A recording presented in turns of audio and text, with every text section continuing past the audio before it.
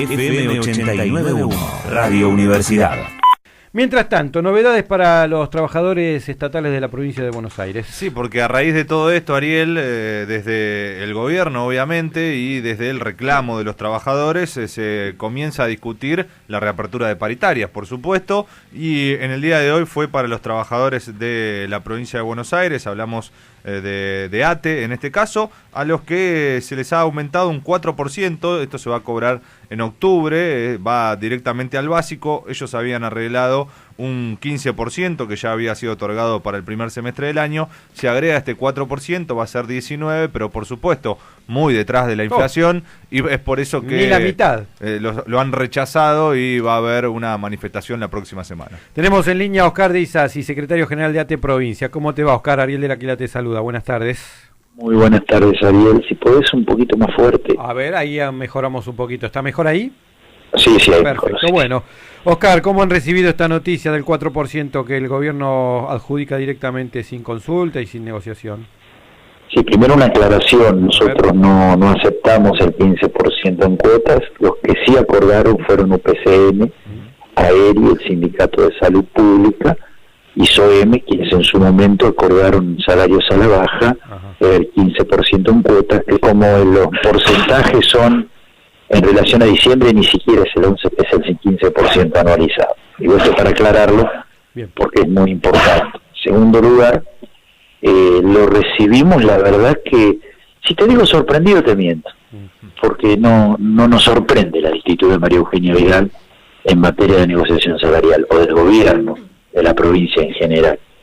Yo creo que convocan a paritaria a principio de año porque la ley los obliga, pero no tienen voluntad de colectivizar la discusión salarial. Yo creo que si por ello fuera el decreto que de última lo vienen haciendo, ¿no? Porque no se cierran las paritarias y vienen decretando aumentos, es lo que mejor les queda. No quieren discutir porque no tienen razón, y entonces prefieren la unilateralidad o el consenso con los gremios cercanos al poder. 4%, como vos bien decís, que constituiría un 9%, un 19% mentiroso, porque como dije anteriormente, el 4% no es en relación al último sueldo, es el 4% en relación a los sueldos de diciembre.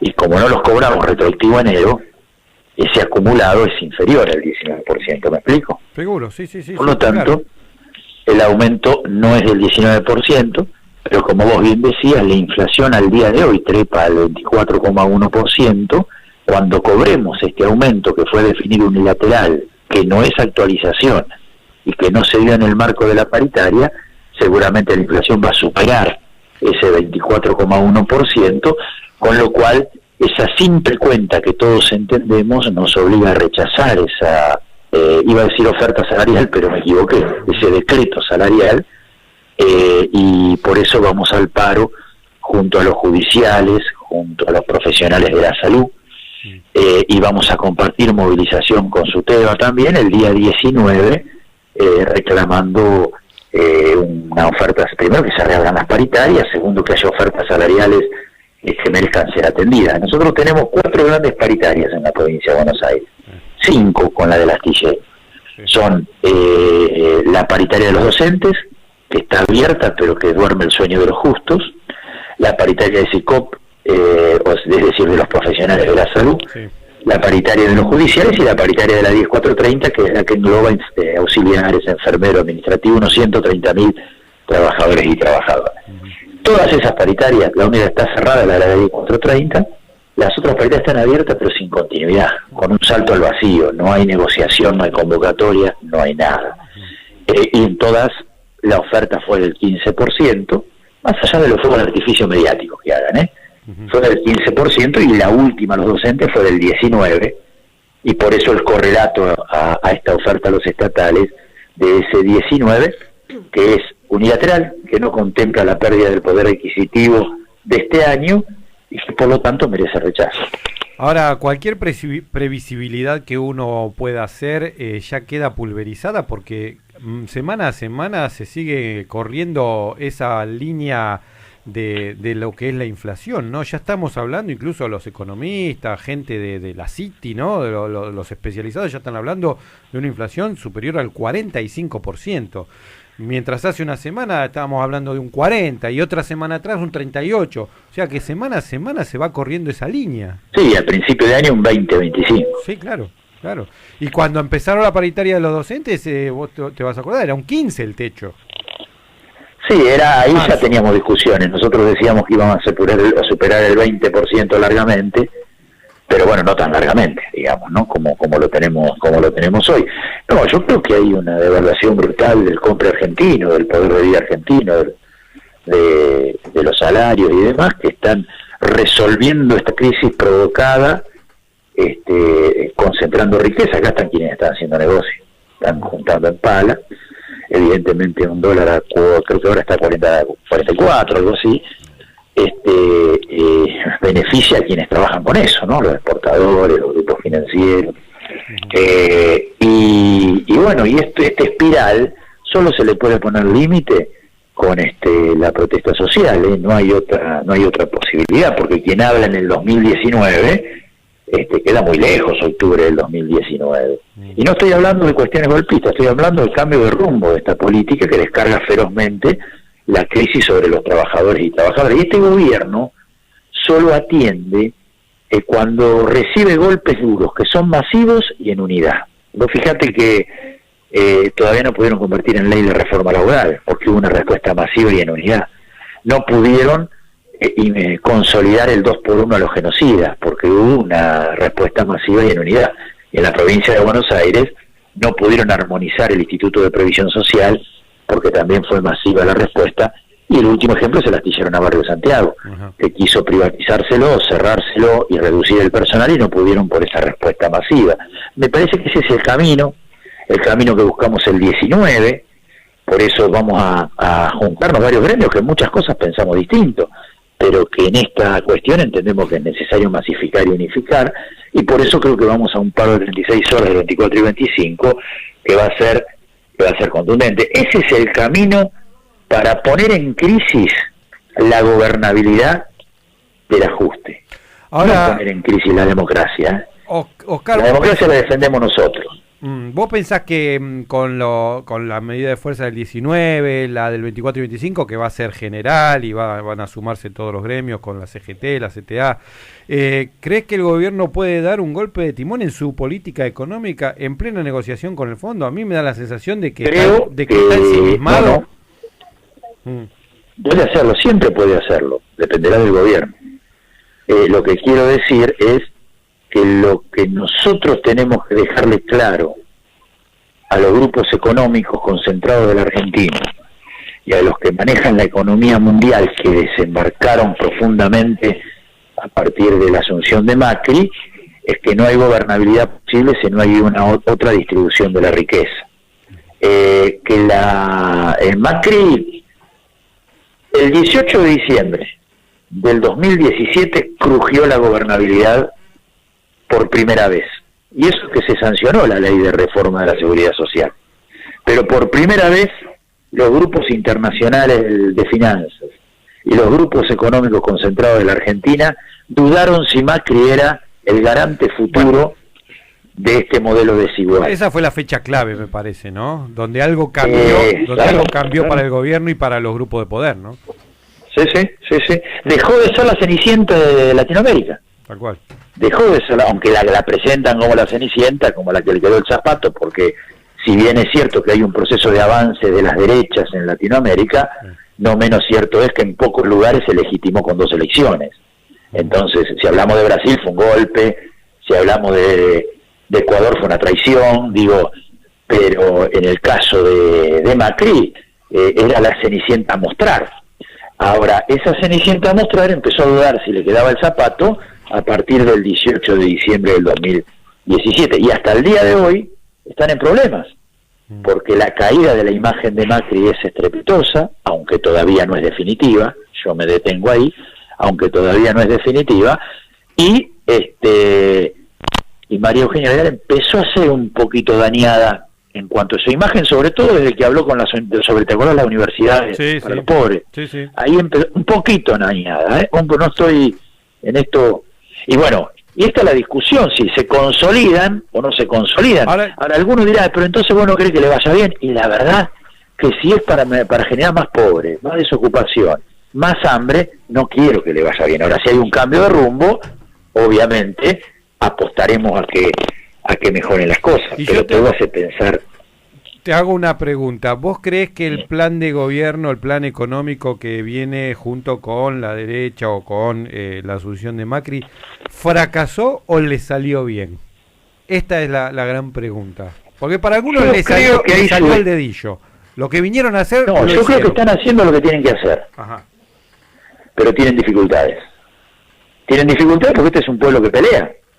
Yo no creo en esos que dicen que es un pueblo de salames que votó a sus propios verdugos y demás. Creo que esos que dicen eso tendrán que revisar por qué por 2 o 3 elecciones consecutivas no lo votaron con opción y votaron a esto impresentable, digamos. No me parece que eso remite más a una autocrítica que a un pueblo que está anestesiado y demás. Este es un pueblo que lucha.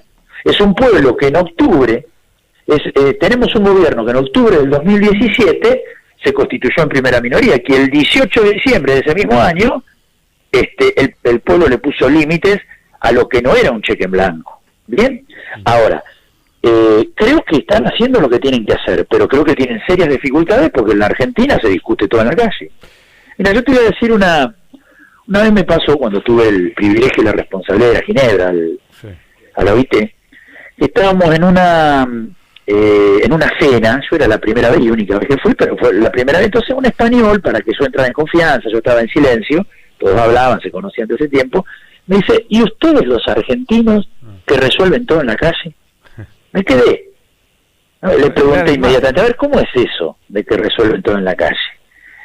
Y la mirada era que el pueblo argentino tiene una capacidad de disputa que no está dada en cualquier lugar del mundo. Con todos los problemas que tenemos, con toda la búsqueda que a veces acertamos, a veces no, pero el pueblo pelea, el pueblo nos marca camino. Entonces, esa es la dificultad que ellos tienen. Porque, vos imaginate que María Eugenia Vidal, Macri, los grupos internacionales, pensaban brindar el 31 de diciembre del 2017 con la reforma laboral con hecho, con la armonización del Instituto de Previsión Social, con los genocidas dando vuelta por la calle, y sufrieron derrotas, y con la reforma de la seguridad social como un trámite, y tuvieron un costo a escala planetaria. Ahora, el tema es, yo te escuchaba a vos al principio, el tema es, el Fondo Monetario ya apostó al gobierno, y tiene una crisis impresionante porque el pueblo resiste. El tema es si vuelven a apostar al gobierno. Esto es lo que está en discusión ahora. Sí, están mirando medio de reojo, ya no están tan convencidos, ¿no? Y el objetivo del gobierno, ¿cuál es? El objetivo del gobierno es, lo que quiero establecer es que estos problemas que tiene este gobierno, que quiere instalar la pobreza para siempre, se lo está generando el pueblo. Porque le está rompiendo la gobernabilidad de la desigualdad. Se lo está generando el pueblo. Y lo que quiero decir es que ahora el Fondo Monetario, a mi entender, tiene que hacer una segunda apuesta. Si vuelve a apostar a esto o si le suelta la mano. Y el gobierno está jugando a que aparezca plata para reactivar la obra pública, para quizás el año que viene subir algunos puntitos el salario y plantearle al conjunto de la sociedad que la cirugía mayor ya pasó y que ahora viene la cosecha. Digamos, ahora viene el bienestar. Eso solo es posible o tienen alguna oportunidad en el caso de que la oposición se siga portando como se está portando, porque no hay que hablar solamente del oficialismo, hay que hablar también que todo opositor es divisible por 2, y entonces complicado así. Eso por un lado, si no se llega a construir una alternativa que vuelva a enamorar a la gente en las elecciones del año que viene, siguen teniendo chances si a eso le suman guita del Fondo Monetario y si entra a jugar algún recambio. ¿Y cómo siguen ves? Teniendo chances, y eso es lo que están apostando. ¿Y cómo ves la construcción de una alternativa más progresista, más popular? Mira, yo te digo en términos objetivos, no en términos de cuál es mi armado. Yo estoy en el Frente en Marcha, pero en términos objetivos creo que es muy difícil construir un frente con posibilidades de ganar sin el espacio de Cristina Fernández de Kirchner, pero que con ella sola no alcanza.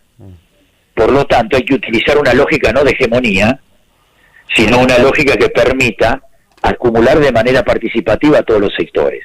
Pueden suceder dos cosas: que eso se pueda ensamblar, amalgamar con una riqueza distinta, donde haya lugar para todos, lugar con protagonismo, digo, ¿no? Sí. O puede suceder que en primera vuelta haya distintas identidades presentes y que en segunda vuelta todos contra el modelo. Eso conlleva un riesgo. No creo que vaya a sacar tanta diferencia de gobierno, por lo menos en el día de hoy, pero la Argentina es muy dinámica. Eso conlleva un riesgo. O sea, que por un lado tiene que crecer la resistencia popular a la gobernabilidad del ajuste. Ese es uno de los triunfos, es una condición necesaria. Y por otro lado se tiene que construir una alternativa lo suficientemente amplia que permita que se ensamblen las cuotas de protagonismo y de poder de tal manera de poder derrotar a este gobierno. Para eso tenemos que cambiar algunas lógicas. No se pueden plantear las cosas como si se estuviera en el gobierno. Hay que ser autocrítico. Si yo aprendí que cuando la gente, yo me acuerdo que cuando era delegado hice una semana de asamblea, yo creía que la gente venía por mí. Pero no, la gente venía por los problemas que tenía y en todo caso te escuchaba. El primer día asamblea llena, el segundo día asamblea llena, el tercer día no vino nadie.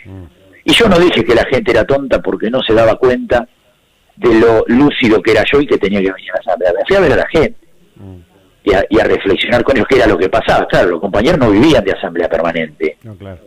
Yo estaba entusiasmado con la asamblea permanente porque tenía la vocación de construcción política, además, pero ensamblar los proyectos individuales con los proyectos colectivos es clave. Entonces me parece que también implica una autocrítica. Para aquellos que gobernaron 12 años y fueron sacados por los dueños de la Argentina, y para quienes no gobernamos y no fuimos capaces de construir una alternativa superior.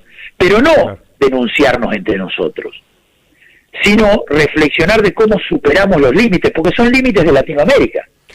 No son límites de los gobiernos populares de Latinoamérica, es más, de los procesos populares de Latinoamérica. Y me parece que esa es una asignatura que rápidamente tenemos que empezar a entender, no para echarnos culpas, sino para ver cómo los sectores más dinámicos que estuvieron en el gobierno anterior y cómo los espacios militantes que soñamos con una Argentina distinta podemos confluir en una articulación necesaria, ¿no? Oscar, te agradezco mucho tu tiempo, muchas gracias. No, por favor, hasta luego. Que sigas bien. Oscar de Isasi es secretario general de ATE, provincia de Buenos Aires. Bueno, después la charla se nos fue llevando para el lado de la política, de la actualidad, pero comenzábamos con el rechazo de ATE a este 4%, ¿no? Que decretó, no sé cómo, otorgó, esa es la palabra, el gobierno bonaerense a los estatales de la provincia. La radio es otra forma de escuchar el mundo. Desde la Universidad Nacional de La Matanza, Radio Universidad FM 89.1. Siempre cerca.